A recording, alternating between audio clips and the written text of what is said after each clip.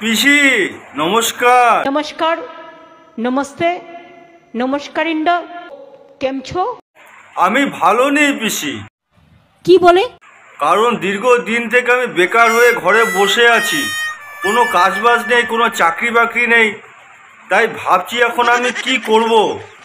তাই তোমার সাথে একটু পরামর্শ করতে চলে আসলাম। তা তুমি বলো পিসি কি করা যায়।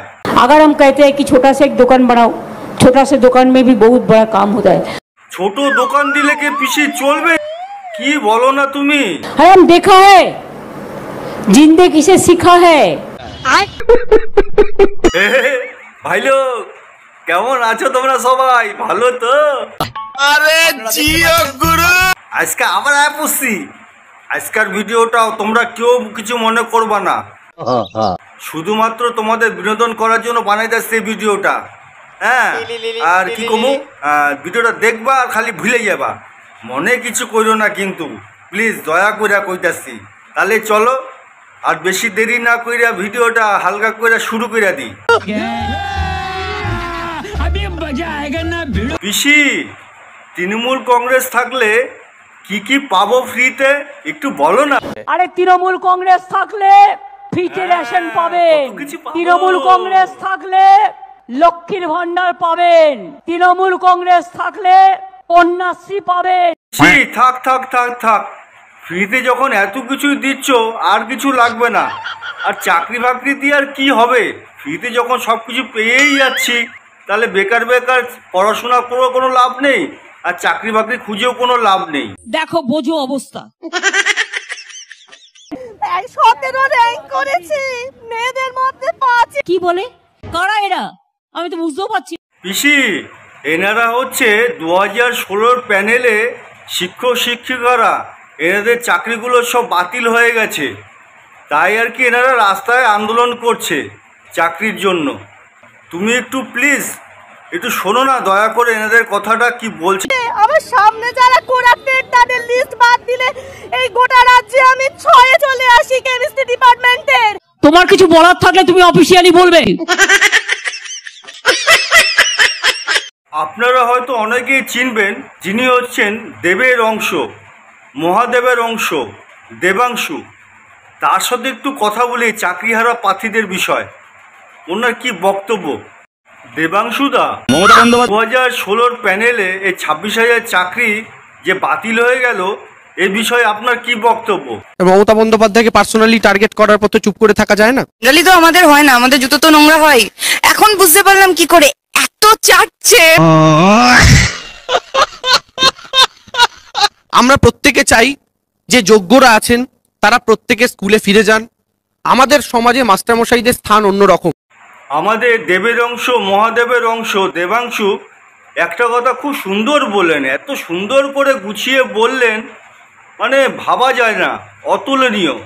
উনি বললেন যে আমাদের সমাজের শিক্ষকদের আলাদা রকমের স্থান, যার জন্যই তো এই বালিগঞ্জে কসবা ডিআই অফিসে শিক্ষকদেরকে ধরে পেটানো হলো, বিকাশ ভবনের সামনেও পেটানো হলো, পিটিয়ে হাত পা ভেঙে দেওয়া হলো, কোমর ভেঙে দেওয়া হলো, তাই না?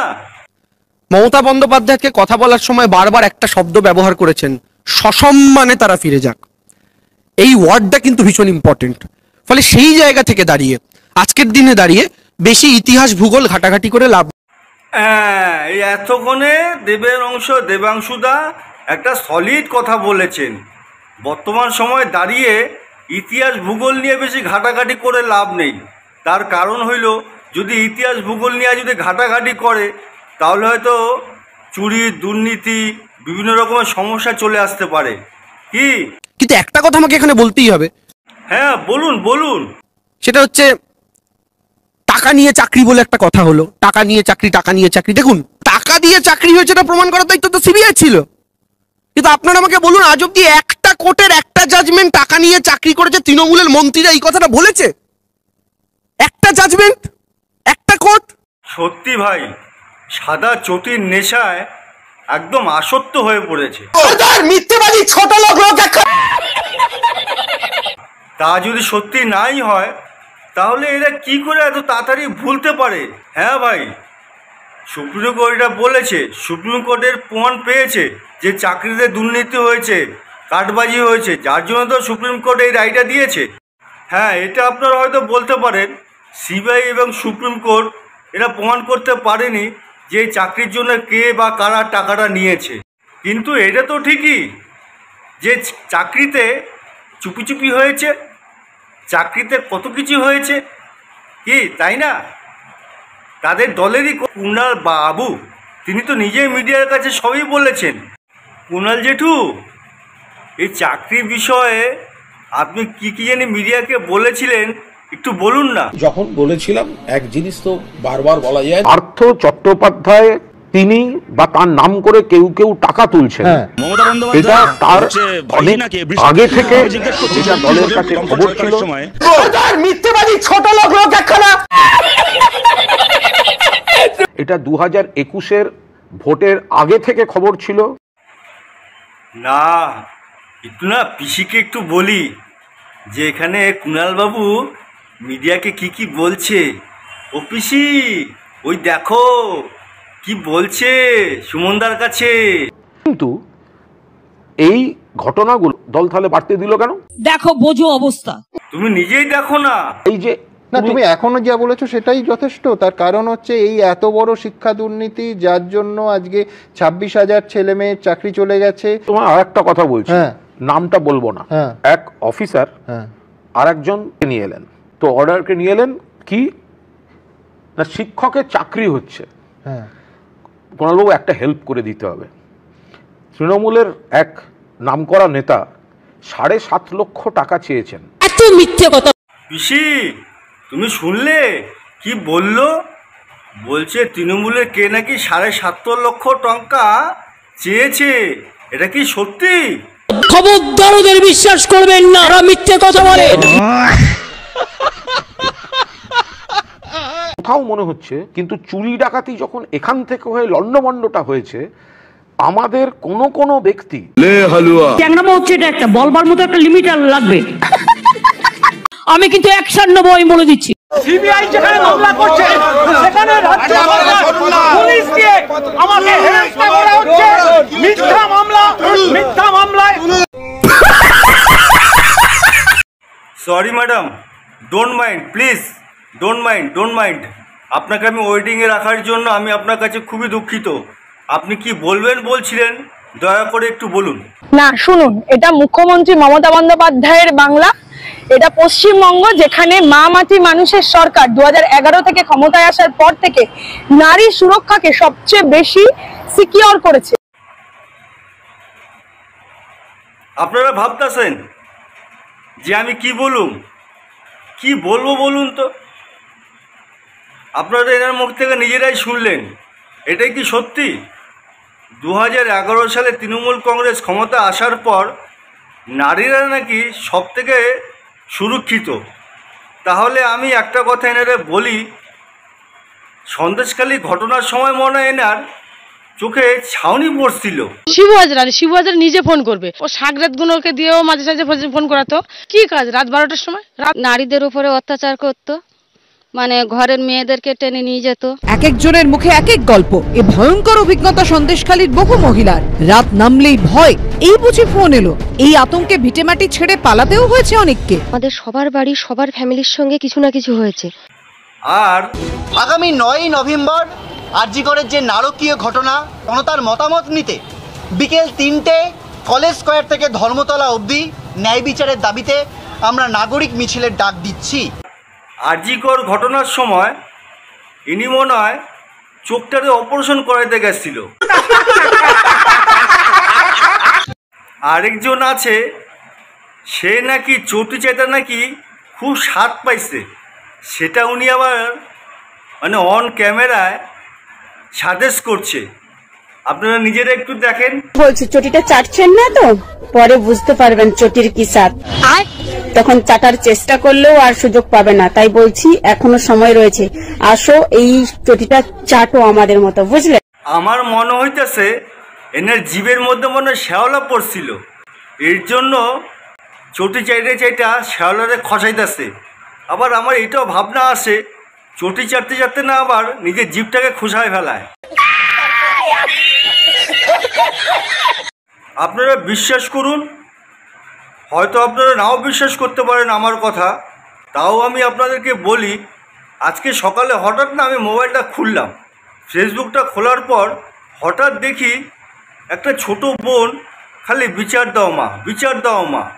আমি বলে বিচার দাও মা, বিচার দাও মা। আমি ভাবলাম হয়তো কোনো ভগবানের কাছে বিচার চাইছে, কিন্তু পরক্ষণে দেখি না, এ তো অন্য কেউ। মা, এই তোমার কেমন বিচার মা? এ তোমার কেমন বিচার? কি বলে? কি অপরাধ করেছি আমি? কিন্তু আমি তোমার পরীক্ষা দেব না। এই অপরাধ তোমার মা, এই উত্তর তুমি দেবে। আমি করতে পারবো না। আমাদের বাংলার জনগণের কত ভাগ্য ভালো সেটা একবার কি আপনারা বুঝতে পারছেন? প্রথমে ছিল দিদি, তারপরে হলো পিসি, এখন হলো মা। মা, এই তোমার কেমন বিচার মা? একজন কমেন্ট করেছে, সত্যি এত দুষ্টু না, মানে বলা যায় না, মানে এত দুষ্টু। সে কমেন্ট করেছে, মাকে তাহলে জলে ভাসিয়ে দাও। আরেকজন কমেন্ট করেছে, মা শুধু ভাইপোকে দেখে বোন, তোমার উত্তর দেবে না। আরেকজন কমেন্ট করেছে, চপ আর চা বানাতে পরীক্ষা দিতে হবে না রে বোন। আমি কিন্তু অ্যাকশন নেবো, আমি বলে দিচ্ছি। अगर हम कहते हैं कि छोटा से एक दुकान बनाओ, छोटा से दुकान में भी बहुत बड़ा काम होता है।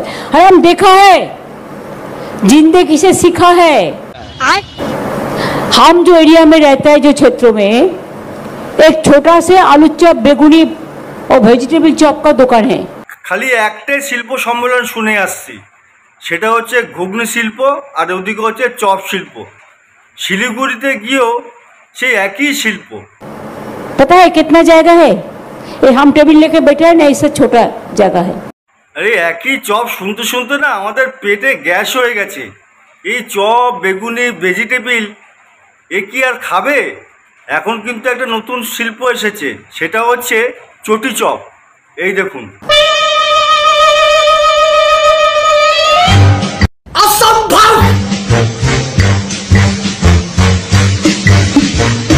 আপনারা দেখলেন তো চটি চপটা কত কড়া করে ভাজা হচ্ছে। এই বাংলার কিছু কিছু ব্যক্তি আছে, তারা কিন্তু খেতে খুব ভালোবাসে। আমি তো গর্ব করে চটি চাটি, আমার কোনো অসুবিধা নেই। বাংলার চটির অসাধারণ সাদা। छोटा से एक दुकान कितना रुपया कमाया आपको पता नहीं है। দাদা ভাইরা, এটা তো গেল চপ শিল্প। আর এই চপ শিল্পে যারা যারা খুশি, আই মিন যারা চটি ভক্ত, সেই চটি ভক্তগুলোর একটু দেখা যাক। বলছি চটিটা চাটছেন না তো, পরে বুঝতে পারবেন চটির কি স্বাদ। তখন চাটার চেষ্টা করলেও আর সুযোগ পাবে না, তাই বলছি এখনো সময় রয়েছে, আসো এই চটিটা চাটো আমাদের মতো। চটিতে নাকি আবার স্বাদ খুঁজে পাইছে, পাইবো না কেন? এত কড়া কড়া ভাজা হয়েছে চটি, তো স্বাদ তো পাইবো। এনার ভিডিওতে একজন কমেন্ট করেছেন যে ফিয়াদের চটিটা একটু চেটে দেখুন, তাতে একটু বেশি স্বাদ। আরেকজন দুষ্টু মিষ্টি ছেলে কমেন্ট করেছে যে আপনি চেটে চেটে নিজের ঘর সংসার চালাচ্ছেন। না, তাই বলছি এখনো সময় রয়েছে, আসো এই চটিটা চাটো আমাদের মতো, বুঝলে? বুঝতে পারছো না? গরুকে চিনলি, ষাঁড়কে চিনলি, জন্মদাতাকে চিনলি না, গোবর চিনলি, গোমূত্র চিনলি, কোনটা খেতে হয় কোনটা ফেলতে হয় সেটাই চিনলি না। ছি ছি ছি। তুই তো সবাইকে চিনলি, তুই শুধু চিনতে পারলি না কয়লা চোর, গরু চোর, চাল চোর, এগুলোরই চিনতে পারলি না। ছি ছি ছি ছি। ভাই কেসি লাগি? এনার ভিডিওতে একজন কমেন্ট করেছে, 1000 টাকার পাশে বাড়ি দেওরকে চিনলি, নিজের ভাতারকে চিনলি না। ছি ছি ছি ছি। তো ভাইরা, ভিডিওটা আজকে আমি এখানে শেষ করছি। ভিডিওটা কেমন লাগলো অতি অবশ্যই কমেন্টের মাধ্যমে জানাবে। নেক্সট ভিডিওতে আবার দেখা হবে। Nice good day. জয় হিন্দ, বন্দে মাতরম।